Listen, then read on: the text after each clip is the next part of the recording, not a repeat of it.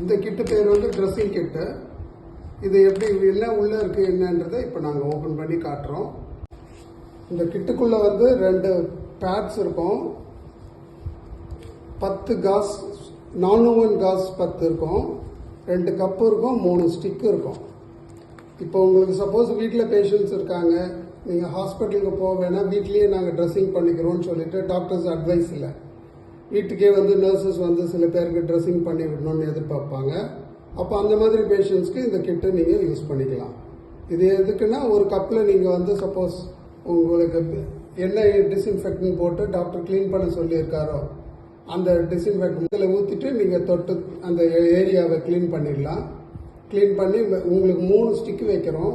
So நீங்கள் யூஸ்வலாக வந்து மெடிக்கல் டேர்ம்ஸில் எந்த ஒரு ஊண்டாக இருந்தாலும் 3 டைம்ஸ் க்ளீன் பண்ணுவோம் மினிமம்.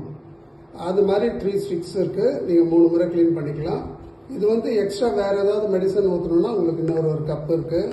முடிச்சுட்டு இந்த காஸ் பீஸ் நீங்கள் நான்ஓவன் காஸ் பீசஸ் இதை வச்சு நீங்கள் அதை எல்லாம் வைப் பண்ணிவிட்டு ஆயின்மெண்ட் ஏதாவது அப்ளை பண்ணுறீங்களோ இல்லை வேறு மெடிசன்ஸ் என்ன அப்ளை பண்ணுறீங்களோ அப்ளை பண்ணி முடிச்சுட்டு, சப்போஸ் உங்களுக்கு வந்து மறுபடியும் வேறு காஸ் தேவைன்னா இந்த பேடு இருக்கும், இந்த பேடை நீங்கள் யூஸ் பண்ணிக்கலாம். கஸ்டமைஸ் பண்ணிக்கிட்டீங்கன்னா அதுக்கேற்ற மாதிரி நாங்கள் ரேட்டு கொஞ்சம் வேரி ஆகும். தேங்க்யூ.